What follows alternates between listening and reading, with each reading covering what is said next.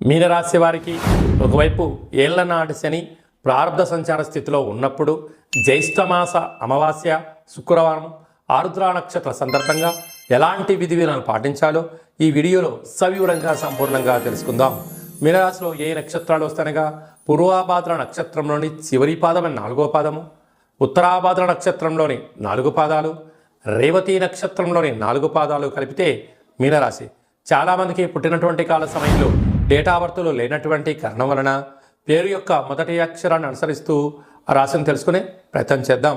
The, దుమ్, శం, జా, ధా, దే, దో, చా, చి అక్షరాల వారందరూ కూడా మీనరాశి జాతకులే. మీనరాశికి అధిపతి దేవగురు బృహస్పతి. వీరికి ఒకవైపు ఏలనాటి శని ప్రారంభ సంచార స్థితిలో ఉండడం, ఈ జ్యేష్ఠమాస అమావాస్య శుక్రవారం ఆరుద్ర నక్షత్రంలో రావడం, ఏడాది తర్వాత రవి భగవానుడు అర్ధాశ్రమ శుక్ర సంచార స్థితి ఉండడం, రాశిలోనే రాహు సంచారం చేసినప్పుడు అనేక రకాలైన కష్టపడి పనిచేయడం మీ వంతు, ఫలితాలను, ఆనందాన్ని, ఆరోగ్యాన్ని, ధనాన్ని అనుభవించడము పక్కవారి వంతు అని చెప్పి మీరు గమనించగలగాలి. ఇలాంటి కాల సమయంలో ఓపిక, పట్టుదల చాలా అవసరం అని చెప్పి మీరు గుర్తుపెట్టుకోగలగాలి.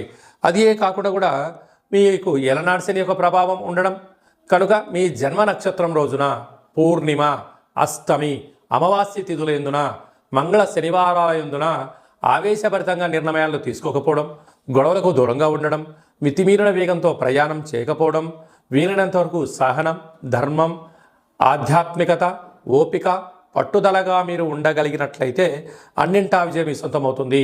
కనుక విష్ణు సహస్రనామ పారాయణం కానీ, శివుడికి రుద్రాభిషేకం కానీ, కాలాన్ని శాసింపజేసే శక్తి కాలభైరవుడికి ఉంటుంది కనుక కాలభైరవ స్వామి యొక్క దీపము, కూష్మాండ దీపము, సౌభాగ్యముడుపు, కాలభైరవాష్టకాన్ని వినడం, కాలభైరవ స్మరణను రాయడం, పక్షులకు ఆహారాన్ని వేయడం, గోవులకు గడ్డిని ఏర్పాటు చేయడం, దాన ధర్మం వలన, ఆధ్యాత్మిక చింతన వలన 90% ప్రమాదాలను నివారించవచ్చు అని చెప్పి గమనించగలగాలి. రాశిలోనే రాహు ఉండడం వలన శత్రుబాధలు అధికంగా ఉండడం, 2వ స్థానంలో కుజుడు ఉండడం వలన కుజదోష ప్రభావ కారణం వలన ధనపరమైన చిక్కులు పొంచి ఉన్నాయి. అప్పులు ఇవ్వద్దు, అప్పులు తెచ్చుకోవద్దు. తృతీయంలో గురు సంచార స్థితి ఉండడం వలన తల్లిదండ్రుల మాట, గురువుల మాట వినండి, అన్నింటా విజయం మీ సొంతమవుతుంది. అర్ధాష్టమైన శుక్ర కారణం చేత మితిమీరిన వేగము, ఆవేశము తగదు. దీనికి పోలీస్ స్టేషన్లు, కోర్టు భారీ మూల్యం చెల్లించుకునే పరిస్థితి దాకా తెచ్చుకోవద్దు.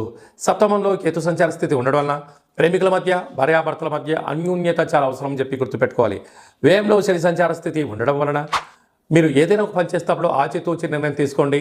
సమయం, ధనం ఒక్కసారి వెళ్ళిపోతే 2 తిరిగి రావని చెప్పి గుర్తుపెట్టుకోగలగాలి.